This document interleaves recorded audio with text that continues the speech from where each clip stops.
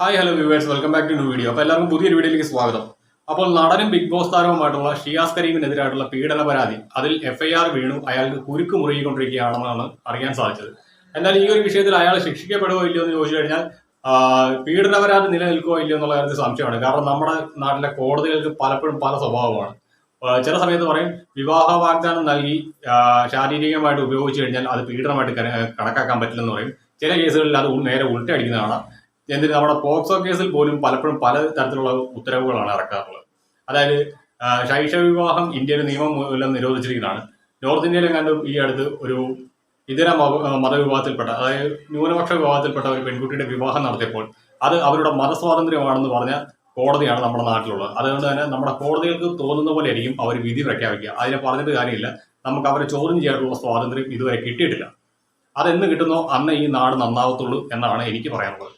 എന്നാലും ഇപ്പോൾ നിലവിൽ ഷിയാസ് കരീമിനെതിരായിട്ടുള്ള ഈ കേസ് അത് പാലാരിവട്ടം പോലീസായിരുന്നു അന്വേഷിച്ചുകൊണ്ടിരുന്നത്.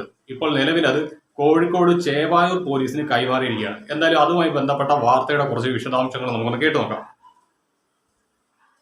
പ്രണയം നടിച്ച് സ്ത്രീയിൽ നിന്നും 49 ലക്ഷം രൂപ തട്ടിയെന്ന പരാതിയിൽ ബിഗ് ബോസ് താരവും നടനുമായ ഷിയാസ് കരീമിനെതിരായ കേസ് കോഴിക്കോട് ചേവായൂർ പോലീസിന് ഉടൻ കൈമാറും. ഇരുവരും തമ്മിലുള്ള ഇടപാടുകൾ നടന്നത് കോഴിക്കോട് ആയതിനാലാണ് നടപടി.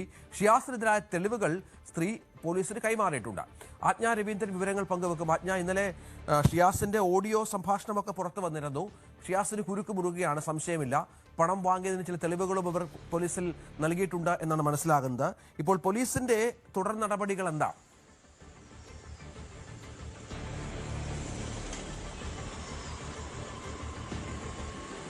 രഞ്ജിത്ത്, പാലാരിവട്ടം പോലീസാണ് ഷിയാസ് കരീമിനെതിരായ നടപടിക്രമങ്ങളുമായി മുന്നോട്ട് പോകുന്നത്. ഷിയാസ് കരീമിനെതിരെ 65 ലക്ഷം രൂപയ്ക്കാണ് യുവതി ഈ പണം എന്നുള്ള പരാതിയുമായി രംഗത്തെത്തിയിരിക്കുന്നത്.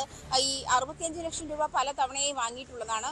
ഷിയാസ് കരീമുമായി ജിമ്മിൽ പങ്കാളിത്തം, അതായത് ഷിയാസ് കരീമുമായി ജിമ്മ് തുടങ്ങിയ ശേഷം ജിമ്മിൽ പങ്കാളിത്തം തനിക്ക് നൽകാമെന്ന് വാഗ്ദാനം നൽകിയിരുന്നു. അതേസമയം ആ പങ്കാളിത്തം നൽകിയതുമില്ല. പണം തിരികെ ചോദിച്ചപ്പോൾ നഗ്നചിത്രങ്ങൾ പ്രചരിപ്പിക്കുകയും എന്ന് ഭീഷണിപ്പെടുത്തിയ എന്നായിരുന്നു യുവതിയുടെ പ്രധാനപ്പെട്ട പരാതി. അതേസമയം ഷിയാസ് കരീം ഈ യുവതിയുമായി സംസാരിക്കുന്ന ഓഡിയോ ക്ലിപ്പുകൾ കഴിഞ്ഞ ദിവസം പ്രചരിച്ചിരുന്നു. അത് AI ഓഡിയോ ക്ലിപ്പുകളാണെന്നുള്ള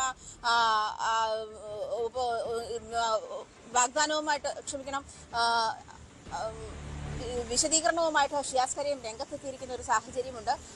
ആ ഒരു സാഹചര്യത്തിൽ നമുക്ക് തന്നെ ഒരു ഇന്ന് കാലത്ത് ഇറങ്ങുന്ന ഇത്തരം ഓഡിയോകളിലൊക്കെ AI സാന്നിധ്യമുണ്ടോ, അല്ലെങ്കിൽ AI വഴി ക്രിയേറ്റ് ചെയ്തതാണെന്നുള്ള കൺഫ്യൂഷൻസ് ഒക്കെ നിലനിൽക്കുന്ന നിരവധി സാഹചര്യങ്ങളുണ്ട്. അത്തരം സാഹചര്യങ്ങളിൽ കൂടി പോലീസ് അന്വേഷിക്കും. AI ആണ് എന്നുള്ള നിലപാടിൽ തന്നെയാണ് ഷിയാസ് കരീം ഉറച്ചു നിൽക്കുന്നത്. അതേസമയം തന്നെ നമുക്ക് ആ ഓഡിയോയിൽ കേൾക്കാം. ആദ്യ ഘട്ടത്തിൽ 10 ലക്ഷം രൂപയുടെ ഒരു കുറവുണ്ട്, 10 ലക്ഷം രൂപ അറേഞ്ച് ചെയ്യണം. അത് മാത്രമല്ല നമ്മൾ തമ്മിലുള്ള ഫോട്ടോയുടെ സ്റ്റാറ്റസുകളൊന്ന് കുറയ്ക്കുക, ചിലപ്പോൾ നമുക്ക് പണി കിട്ടാനുള്ള സാധ്യതയുണ്ട് തുടങ്ങിയ കാര്യങ്ങളൊക്കെ ഷിയാസ് കരീം ഈ ഓഡിയോയിൽ കൂടി പറയുന്നുണ്ട്. ഈ ഒരു കാര്യം കൂടി കണക്കിലെടുത്തുകൊണ്ടാണ് പോലീസിന്റെ അന്വേഷണം കൂടി പോകുന്നത്. അത് ഈ ഓഡിയോ എന്നുള്ളത് ക്രിയേറ്റഡ് ആണോ എന്നുള്ള കാര്യത്തിൽ പോലീസിന് ആ കാര്യത്തിലുള്ള ഒരു എൻക്വയറി വേണം, അതിലുള്ള പരിശോധന വേണം. ആ പരിശോധനയ്ക്ക് ശേഷം ഷിയാസ് കരീം അത് ഓഡിയോ ഷിയാസ് കരീമിന്റെ ആണെങ്കിൽ രഞ്ജിത്ത് സൂചിപ്പിച്ചതുപോലെ തന്നെ ഷിയാസ് കരീമിനെതിരെ വലിയ കുരുക്കാണ് മുറുകുന്നത്. ആ ഒരു സാഹചര്യത്തിൽ തന്നെ ഷിയാസ് കരീമിനെതിരെയുള്ള ഈ പരാതിയും അതുപോലെ അതേസമയം യുവതിക്കെതിരെ അവർ 60 വയസ്സുള്ള ഒരു സ്ത്രീയാണ്, അവരെ വിവാഹ വാഗ്ദാനം നൽകി തനിക്ക് പീഡിപ്പിക്കേണ്ടെന്ന സാഹചര്യമൊന്നും നിലവിലില്ല. തന്റെ ഭാര്യയോടും അമ്മയോടും സഹോദരിയോടും ഒക്കെ നിരവധി തവണ സ്വർണവും പണവും കടം വാങ്ങിയിട്ടുണ്ടായിരുന്നു. അത് തിരിച്ചു ചോദിച്ച സമയത്താണ് തനിക്കെതിരെ ഇത്തരത്തിൽ ലൈംഗിക പീഡന പരാതിയുമായി സ്ത്രീ രംഗത്തെത്തിയിരിക്കുന്നതെന്നുള്ളതാണ് ഷിയാസ് കരീമിന്റെ വിശദീകരണം. ആ ഒരു വിശദീകരണം കൂടി നിലനിൽക്കുന്നുണ്ട്. എന്തായാലും പോലീസ്, പാലാരിവട്ടം പോലീസ് ഷിയാസ് കരീമിനെതിരെയുള്ള നടപടികളുമായി മുന്നോട്ട് തന്നെയാണ്. നേരത്തെയും ഷിയാസ് കരീമിനെതിരെ ഇത്തരം പരാതികൾ നിലവിൽ വന്നിരുന്ന ഒരു സാഹചര്യത്തിലും ഇപ്പോൾ നിലവിൽ ഈ പരാതിക്കാരി ഉന്നയിക്കുന്ന സാഹചര്യങ്ങൾ, തെളിവ് അടക്കം, അതായത് ഓഡിയോ സന്ദേശങ്ങൾ അടക്കമുള്ള തെളിവുകൾ പോലീസിന് മുൻപാകെ ഹാജരാക്കിയിരിക്കുന്ന സാഹചര്യത്തിൽ കൂടി അതിന്റെ ശാസ്ത്രീയ പരിശോധന കൂടി വേണ്ടിവരുമെന്നാണ് മനസ്സിലാക്കാൻ കഴിയുന്നത്. പ്രത്യേകിച്ചും ഈ ക്രിയേറ്റഡ് ആണ് ഈ ശബ്ദ സന്ദേശങ്ങൾ എന്ന് ഷിയാസ് കരീമിന്റെ ആരോപണം നിലനിൽക്കുന്ന സാഹചര്യത്തിൽ അതിന്റെ ഒതന്റിസിറ്റി കൂടി പോലീസ് പരിശോധിക്കുന്നുണ്ട്. ശരി ആജ്ഞ. അപ്പം ഇതിനകത്ത് പോലീസ് ഇനിയിപ്പോ പാലാരിവട്ടം പോലീസിൻ്റെതായിട്ടുള്ള ഒരു ടാസ്കും കൂടി ഉണ്ട്. മറ്റൊന്നുമല്ല, ഈ ഷിയാസ് കരീമിൻ്റെതായിട്ട് പുറത്ത് വന്നിരിക്കുന്ന ഷിയാസ് കരീമിൻ്റെത് എന്ന് അവകാശപ്പെട്ട് പുറത്ത് വന്നിരിക്കുന്ന ഈ ഓഡിയോ അത് ഒറിജിനൽ ആണോ അതോ ഫാബ്രിക്കേറ്റഡ് ആണോ എന്ന് കണ്ടെത്തുക. അതായത് ഫാബ്രിക്കേറ്റഡ് മീൻസ് AI യൂസ് ചെയ്ത് ക്രിയേറ്റ് ചെയ്തിരിക്കുന്ന ഓഡിയോ ആണോ എന്നൊന്ന് കണ്ടെത്തുക. പിന്നെ ഷിയാസുമായിട്ട് ബന്ധപ്പെട്ട ഏതൊരു കേസ് പരിശോധിച്ചാലും ഇതിനകത്ത് ജിമ്മാണ് പ്രധാന ഒരു ഒബ്ജക്റ്റ് ആയിട്ട് വരുന്നത്. ജിമ്മിൽ പങ്കാളിത്തം നൽകാമെന്ന് പറഞ്ഞുകൊണ്ടാണ് ഇയാൾ പല സ്ത്രീകളെ ഈ കുരുക്കിലേക്ക് കൊണ്ട് പെടുത്തുന്നത്. അതാണ് തന്നെ ജിമ്മിന്റെ പങ്കാളിത്തം നൽകാന്ന് പറഞ്ഞ് ഇയാൾ ഒരു പെൺകുട്ടീനെ വിവാഹ വാഗ്ദാനം നൽകി പീഡിപ്പിച്ചു എന്ന് പറഞ്ഞുകൊണ്ട് ഒരു ജിം ട്രെയിനർ ആയിട്ടുള്ള യുവതി തന്നെ രംഗത്ത് വന്നിട്ടുണ്ടായിരുന്നു. അവര് ഈ പറഞ്ഞ ഷിയാസിന്റെ ജിമ്മിലാണ് വർക്ക് ചെയ്തിരുന്നതെന്നാണ് ഈ തോന്നുന്നത്. അതിനുശേഷം ഇപ്പൊ രണ്ടാമത് ഇതും കൂടി വരുന്നത്. ഇതിനിടയ്ക്ക് ഒരു സ്ക്രീൻഷോട്ട് നമ്മുടെ ജാമിത ടീച്ചറുടെ ചാനലിനകത്ത് വായിക്കുകയുണ്ടായി. അതിനകത്ത് പറയുന്നുണ്ട്, പണക്കാരായിട്ടുള്ള സ്ത്രീകളെ വല വീശി പിടിച്ച് ഇത്തരത്തിൽ യൂസ് ചെയ്യുന്ന, അല്ലെങ്കിൽ അവരുടെ ഇത്തരം ഇംഗിതങ്ങൾക്ക് വഴങ്ങി കൊടുക്കുന്ന, അത് വെച്ച് ക്യാഷ് ഉണ്ടാക്കാൻ മിടുക്കനാണ് ഈ ഷിയാസ് എന്ന തരത്തിൽ ഒരു കമന്റ് അതിനകത്ത് വായിക്കുന്നുണ്ടായിരുന്നു. അതൊരു ജെനുവിൻ ആയിട്ടുള്ള ഒരു പ്രൊഫൈലിൽ നിന്ന് തന്നെ ഇട്ടിരിക്കുന്ന കമന്റാണ്. അവരൊരു തവണ ഷിയാസിനെ മുഖം അടിച്ചിട്ടുണ്ടെന്നും പറയുന്നുണ്ട്. കാരണം മറ്റൊന്നുമല്ല, ഇത്തരത്തിൽ സ്ത്രീകളോടുള്ള ഷിയാസിന്റെ സമീപനം, ആ സമീപനത്തിന്റെ ഭാഗമായിട്ട് ഒരു പക്ഷേ അവർക്കും ഷിയാസിന്റെ ഭാഗത്തു നിന്ന് മോശമായിട്ടുള്ള ഒരു പെരുമാറ്റം ഉണ്ടായിട്ടുണ്ടായിരിക്കാം. അന്നേരം സ്വാഭാവികമായിട്ടും എന്തായാലും അവർ പ്രതികരിച്ചിട്ടുണ്ടായിരിക്കും.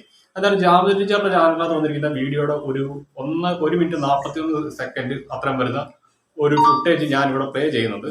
അതിനകത്ത് ഇടയ്ക്കത്തെ ഒരു സെന്റൻസ് ഞാൻ മ്യൂട്ട് ചെയ്തിരിക്കുകയാണ്. മറ്റൊന്നുമല്ല, ടീച്ചർക്ക് പറയാം, ടീച്ചർ എക്സ് മുസ്ലിമാണ്. അതായത് ആ സമുദായത്തിൽ നിന്ന് പുറത്തേക്ക് വന്ന ആളാണെങ്കിൽ പോലും ടീച്ചർ ആ സമുദായത്തെ പ്രതിനിധീകരിക്കുന്നില്ലെങ്കിൽ പോലും ടീച്ചർ ആ ഒരു ഇതിന്റെ കമ്മ്യൂണിറ്റിയുടെ ഭാഗമാണ്. അതുകൊണ്ട് ഇന്ന് ടീച്ചർ ആ മതത്തെ വിമർശിച്ചാലോ ആ മതവുമായിട്ട് ബന്ധപ്പെട്ട് എന്തെങ്കിലും ഒരു പരാമർശം നടത്തിയാലും അത് വലിയ പ്രശ്നമാവില്ല. പക്ഷേ എൻ്റെ ചാനലിനകത്തൂടെ അത് വരുമ്പോഴത്തേക്ക് അത് ചിലപ്പോൾ മതനിന്ദയാകാം, അതാണെങ്കിൽ കമ്മ്യൂണൽ വയലൻസ് ക്രിയേറ്റ് ചെയ്യാൻ ശ്രമിച്ചതാകാം. അങ്ങനെ പലതരത്തിൽ മാനിപ്പുലേറ്റ് ചെയ്യാൻ പറ്റും. അതുകൊണ്ട് ഞാൻ ആ ഒരു ഇതിനകത്തോട് പോകുന്നില്ല.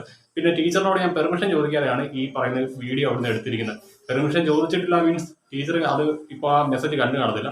ഞാൻ കമന്റ് ബോക്സിനകത്ത് ഒരു മെസ്സേജ് കൊടുത്തിട്ടുണ്ടായിരുന്നു, ടീച്ചർ ഞാൻ ഈ വീഡിയോ ഒന്ന് എടുക്കുക എന്ന് പറഞ്ഞിട്ട് ഇട്ടിട്ടുണ്ടായിരുന്നു. ഞാൻ ഈ വീഡിയോ ചെയ്തതിന് ഏതാനും സെക്കൻഡുകൾക്ക് മുമ്പാണ് ഞാൻ ഈ ശരിക്കും പറഞ്ഞ ടീച്ചറുടെ വീഡിയോ കണ്ടു തീർത്തത്. അത് കണ്ടു തീർത്ത ശേഷമാണ് ഞാൻ ആ ഇതുമായിട്ട് ബന്ധപ്പെട്ടുള്ള വീഡിയോ എടുക്കുന്നു എന്ന് പറഞ്ഞ് കമന്റ് ഇട്ടിരിക്കുന്നത്. എന്തായാലും ഈ ഒരു സാധനം എനിക്കൊരു കാരണവശാലും പറയാൻ പറ്റില്ല. കാരണം ഒന്നാമത് അതൊരു സ്ത്രീയുമായി ബന്ധപ്പെട്ട കാര്യമാണ്. പിന്നെ ഷിയാസിനെ പോലെ അത്ര സബ്സ്റ്റാൻഡേർഡ് ആയിട്ട് പെരുമാറാൻ എനിക്ക് പറ്റില്ല.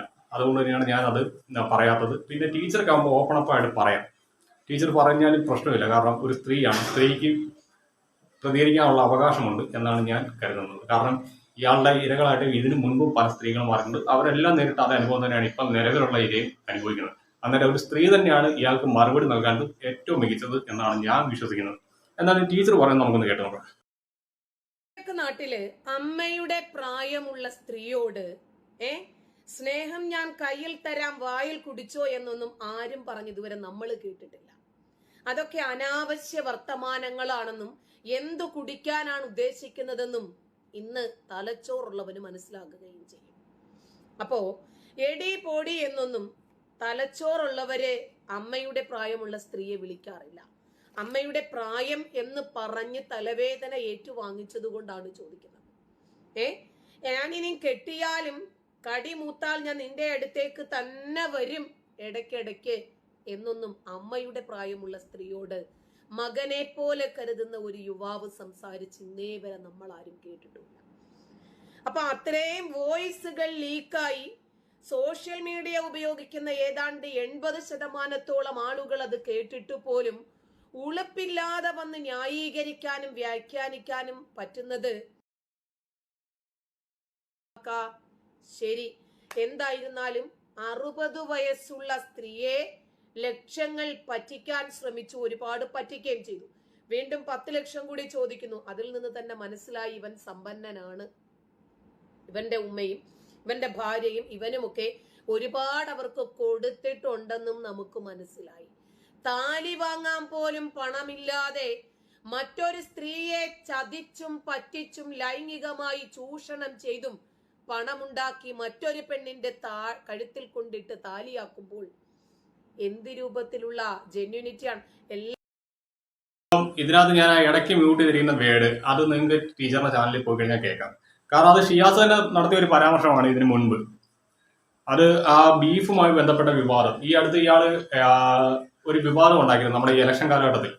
അനുമോളുമായി ചേർന്നുകൊണ്ട് അനുമോള് ഡയറ്റിൽ നിൽക്കുന്ന സമയത്ത് നീ എന്താ ബീഫ് കഴിക്കാറ്, നീ BJP ചേർന്നോ എന്നൊക്കെ ചോദിച്ചുകൊണ്ട് കുറേയധികം വിവാദങ്ങൾ ഉണ്ടാക്കിയിരുന്നു.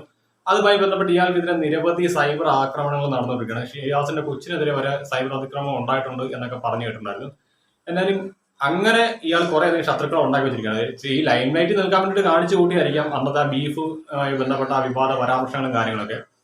എന്നാലും ആ ഒരു വിഷയവുമായി ബന്ധപ്പെട്ട് ഇയാൾ പറഞ്ഞ ചില കാര്യങ്ങളെ കൂട്ടിയതാണ് ടീച്ചർ ആൻഡ് ഇടയ്ക്ക് സംസാരിച്ചിരിക്കുന്നത്.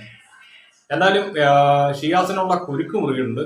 അത് സ്വാഭാവികമാണ്. ഇനിയിപ്പോൾ ഇതിനകത്ത് ശിക്ഷാ നടപടികളും മറ്റു കാര്യങ്ങളൊക്കെ തീരുമാനിക്കേണ്ടത് കോടതിയാണ്. കോടതി എന്ത് ശിക്ഷ സ്വീകരിക്കും എന്നുള്ള കാര്യത്തിൽ നമുക്ക് സംശയമാണ്. കോടതിയാണ് പല ട്രാജഡികളും അവിടെ സംഭവിക്കാം. അവിടെ എവിഡൻസിനേക്കാളും എവിഡൻസിനൊന്നും ചിലപ്പോൾ വാല്യൂ ഇല്ലാതായി പോകുന്ന സന്ദർഭങ്ങളുമുണ്ട്. അതുകൊണ്ട് ഈ വിഷയത്തിൽ എന്തായിരിക്കും കോടതി സ്വീകരിക്കുന്ന നിലപാട് എന്നറിയത്തില്ല. കാരണം ഈ വിവാഹ വാഗ്ദാനം നൽകി പീഡനം എന്ന് പറയുന്നത് ഇപ്പോൾ ഒരു ഫാഷനായി മാറിക്കൊണ്ടിരിക്കുകയാണ്. ഇതിനകത്ത് ശിക്ഷ കിട്ടില്ല എന്നറിഞ്ഞതുകൊണ്ട് തന്നെ ഇമാതിരി കുറെ തന്തയില്ലാത്തവന്മാർ ഇത് നല്ല രീതിയിൽ യൂട്ടിലൈസ് ചെയ്യുന്നുണ്ട് സ്ത്രീകളെ ഉപയോഗിക്കാൻ വേണ്ടിയിട്ട്. അതുകൊണ്ട് നമ്മുടെ നിയമം ഇടയ്ക്കൊന്ന് മാറി ചിന്തിക്കുന്നത് നല്ലതാണ്. അല്ലെങ്കിൽ നാളെ ഈ പറയുന്ന ജഡ്ജിമാരുടെ വീട്ടിൽ ഇത് ആവർത്തിക്കപ്പെടും. നാളെ അവിടെ ഒരു ഇര വരുമ്പോഴേ നിങ്ങൾ ഇതെല്ലാം തിരിച്ചറിയത്തുള്ളൂ. അപ്പോൾ ശരിയാണോ?